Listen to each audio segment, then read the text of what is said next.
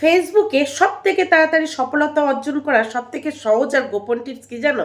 আজকে তোমাদেরকে পুরো সত্যিটা বলে দেবো। সাথে এটাও বলবো, রিচ এঙ্গেজমেন্ট বাড়াতে গেলে কি অন্যের ভিডিওতে কমেন্টস করতেই হবে? আর অন্যের ভিডিও যদি আমরা না দেখি তাহলে কি আমাদের রিচ এঙ্গেজমেন্ট বাড়বে না? আর ফেসবুকে আমাদের কতক্ষণ টাইম অ্যাক্টিভ থাকতে হবে?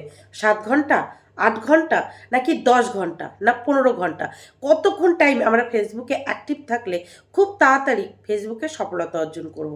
সমস্তটাই শর্টকাটের ডিটেলস আলোচনা করব। সবার প্রথমে বলি, ফেসবুক থেকে সব থেকে তাড়াতাড়ি সফলতা অর্জন করতে সব থেকে গোপন আর সহজ টিপস হলো ভালো ভালো কন্টেন্ট আপলোড করা। তোমরা যত ভালো ভালো কন্টেন্ট আপলোড করতে পারবে তত তাড়াতাড়ি এই ফেসবুকে সফলতা পাবে। আর সেটিংস সেটিংস বলতে ওই ডিফল্ট অডিয়েন্স সেটিংসটাকে পাবলিক করা, আর হ্যাঁ, অবশ্যই ট্যাগ অপশানটাকে অফ করা। আর মাঝে মাঝে চেক করে নিতে হবে আমাদের মনিটাইজেশনটা অন আছে কিনা, আর আমাদের ফেসবুক প্রোফাইল বা পেজ সেটা ফেসবুক রিকমেন্ডেশন করছে কিনা, মানে অন্যের কাছে রিকমেন্ডেবল করছে কিনা, আমাদের পেজে বা প্রোফাইলে কোনো ধরনের সমস্যা এসেছে কিনা। এই ছাড়া কিন্তু কোনো সেটিংস নেই। আমরা যারা ফেসবুক প্রোফাইলে কাজ করছি, যখনই আমরা ফেসবুক প্রোফাইলটাকে প্রফেশনাল মোড অন করছি, যদি আমরা ঠিকঠাক পদ্ধতিতে অন করে থাকি তাহলে কিন্তু আমাদের সাথে সাথে ডিফল্ট অডিয়েন্স সেটিংসটাও পাবলিক করা হয়ে যায়। আর যারা ঠিকঠাক পদ্ধতিতে ফেসবুক প্রোফাইলটাকে প্রফেশনাল মোড অন করতে পারে না, তাদেরই একমাত্র ডিফল্ট অডিয়েন্স সেটিংস পাবলিক করা থাকে না। তারা অবশ্যই শুধুমাত্র ডিফল্ট অডিয়েন্স সেটিংসটাকে পাবলিক করে নেবে। আর যারা ফেসবুক পেজে কাজ করছো, তোমরা যখনই ফেসবুক প্রোফাইল থেকে একটা পেজ খুলছো সেটা কিন্তু অটোমেটিক পাবলিক করা থাকে, তাদের আর আলাদা করে পাবলিক করতে হয় না।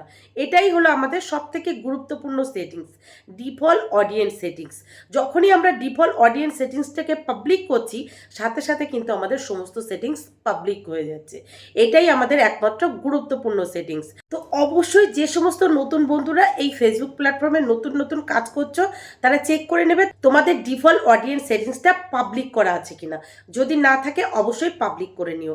আর পাশাপাশি চেক করে নেবে পেজ বা প্রোফাইল যে যেখানেই কাজ করছো তোমাদের রিকমেন্ডেশন অন আছে কিনা।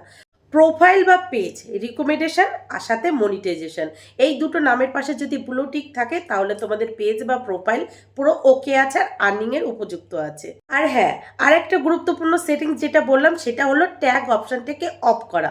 অন্যের ভুলের কারণে আমাদের আইডিতে যাতে কোনো প্রকার সমস্যা না আসে সেই জন্যই আমাদের ট্যাগ অপশানটাকে অফ করে দিতে হবে।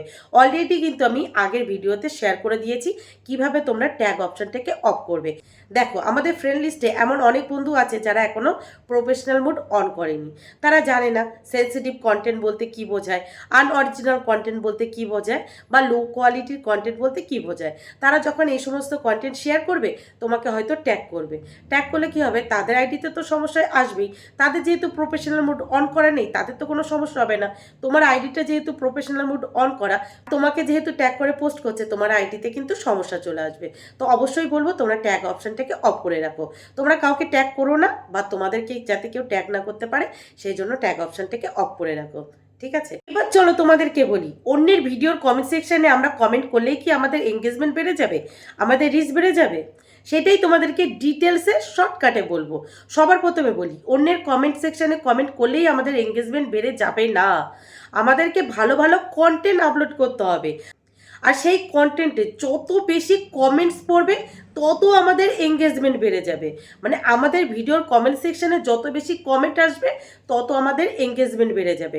আর আমরা যত বেশি আমাদের কমেন্ট সেকশনে আসা কমেন্টে রিপ্লাই দেবো, আরও তত বেশি এঙ্গেজমেন্ট বাড়বে। আর এই আমরা যারা টিপস রিলেটেড ভিডিও দিই, বলি অন্যের কমেন্ট সেকশনে কমেন্ট করো আর এঙ্গেজমেন্ট বাড়িয়ে নাও, কীভাবে সেখান থেকে এঙ্গেজমেন্ট আসে সেটা আমি তোমাদেরকে বলি। ধরো তোমরা অন্যের কমেন্ট সেকশনে গিয়ে একটা কমেন্ট করলে, সেই কমেন্টে যে রিপ্লাইগুলো পড়বে, মানে যত বেশি রিপ্লাই পড়বে সেখান থেকে এঙ্গেজমেন্ট আমরা কিছুটা পাবো। আর হ্যাঁ, সেই কমেন্ট ধরে যদি আমাদের আইডিতে কেউ আসে, এসে ভিউ দেয়, তাহলে আমরা পাবো রিচ। আর যদি কমেন্ট করে তাহলে পাবো আমরা এঙ্গেজমেন্ট।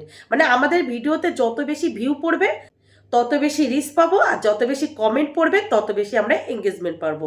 মানে এক কথায় বলতে গেলে আমাদের ভিডিওতে যত বেশি ভিউ তত বেশি আমরা পাচ্ছি রিচ, আর আমাদের ভিডিওতে যত বেশি কমেন্ট তত পাচ্ছি আমরা এঙ্গেজমেন্ট, আর কমেন্টের রিপ্লাই আরও বেশি এঙ্গেজমেন্ট।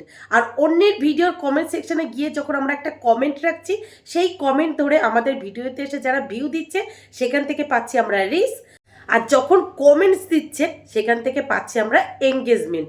আর হ্যাঁ, অন্যের ভিডিওর কমেন্ট সেকশানে গিয়ে যখন আমরা কমেন্টস রাখছি সেই কমেন্টসে যত বেশি রিপ্লাই পড়ছে তত বেশিও কিন্তু আমরা এঙ্গেজমেন্ট পাচ্ছি। আর সাথে সাথে কি হচ্ছে, তুমি যদি একজনের ভিডিওর কমেন্ট সেকশানে গিয়ে প্রতিদিন কমেন্ট রাখো, পরিচিতি বাড়ছে। আর অন্যের ভিডিও তোমরা কেন দেখবে? অন্যের ভিডিও নতুন অবস্থায় এই কারণেই দেখবে, অন্যের ভিডিও থেকে তোমরা ছোটোখাটো আইডিয়া পাবে। যাদের ভিডিও ফর ইউতে যাচ্ছে বা ভাইরাল হচ্ছে, সেখান থেকে তোমরা ছোট ছোট টিপস নিচ্ছে যে ও কোন ধরনের ভিডিও করছে, কিভাবে কথা বলছে, কিভাবে কি করছে, যার জন্য ওর ভিডিও ফর ইউতে যাচ্ছে বা ভাইরাল হচ্ছে। এটাই হলো মোট কথা। এক কথায় বলতে গেলে, তোমরা যদি ফেসবুকে খুব তাড়াতাড়ি সফলতা অর্জন করতে চাও, ভালো ভালো কন্টেন্ট দাও। তুমি অন্যের ভিডিওর কমেন্ট সেকশনে গিয়ে কমেন্ট করে আসলে, সেখান থেকে কোনো বন্ধু তোমার আইডিতে আসলো, এসে যদি দেখে তোমার আইডিতে কোনো ধরনের পোস্ট নেই, তুমি শুধু অন্যের ভিডিও শেয়ার করে রেখেছো, সেই বন্ধু কিন্তু তোমার আইডিতে থাকবে না। অন্যের লাইভে যাচ্ছ, সেখান থেকে তোমরা কিছু বন্ধু পাচ্ছ, সে যদি তোমার আইডিতে এসে দেখে তোমার কোনো ভালো কন্টেন্ট নেই, সেও কিন্তু থাকবে না। একদিন দুদিন তারপরে চলে যাবে। শুধুমাত্র সেই জন্যই ফেসবুকে তাড়াতাড়ি সফলতা অর্জন করতে গেলে ভালো ভালো কন্টেন্ট আপলোড করো আর খুব তাড়াতাড়ি সফলতা অর্জন করো। এক কথায় বলতে গেলে এটাই ফেসবুকের মূল মন্ত্র হলো ভালো ভালো কন্টেন্ট। ভালো ভালো কন্টেন্ট তোমরা যত আপলোড করবে তত বেশি তাড়াতাড়ি এখানে সফলতা অর্জন করতে পারবে। এবার তোমাদেরকে ছোট্ট করে বলি, ফেসবুক প্ল্যাটফর্মে কাজ করতে গেলে কতক্ষণ টাইম আমাদের অ্যাক্টিভ থাকতে হবে, কতক্ষণ টাইম অ্যাক্টিভ থাকলে আমরা ফেসবুকে খুব তাড়াতাড়ি সফলতা অর্জন করতে পারবো। দেখো, এইরকম কোনো নির্দিষ্ট টাইম কিন্তু কোথাও উল্লেখ করা নেই। আমার বাড়িতে কাল এক বন্ধু এসেছিল, সে বলছে আমি তো 14 থেকে 15 ঘন্টা অ্যাক্টিভ থাকি, তারপরেও কেন কন্টেন্ট মনিটাইজেশন টুল সেটআপটা পাইনি। আমি তো সেই বন্ধুকে বুঝিয়ে দিয়েছি ফেসবুকে কতক্ষণ টাইম তোমরা অ্যাক্টিভ থাকবে।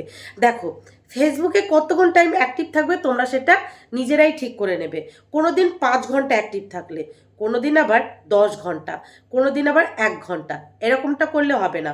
তোমরা ফেসবুকে সারাদিন কটা পোস্ট করবে যেমন তোমরা ঠিক করে নেবে, তেমনই ফেসবুকে তোমরা কতক্ষণ টাইম অ্যাক্টিভ থাকবে সেটাও তোমরা ঠিক করে নেবে। আমি যদি আমারটা বলি, আমি ফেসবুকে কতক্ষণ টাইম অ্যাক্টিভ থাকি, সেটা হলো আমি যখনই ফেসবুকে কিছু পোস্ট করি তার আগে 10 মিনিট আর পরে 10 মিনিট অ্যাক্টিভ থাকি। আর এই অ্যাক্টিভ টাইমে আমি কি করি, আর ভিডিওর কমেন্ট সেকশনে আসা সমস্ত কমেন্টের রিপ্লাই দেওয়ার চেষ্টা করি।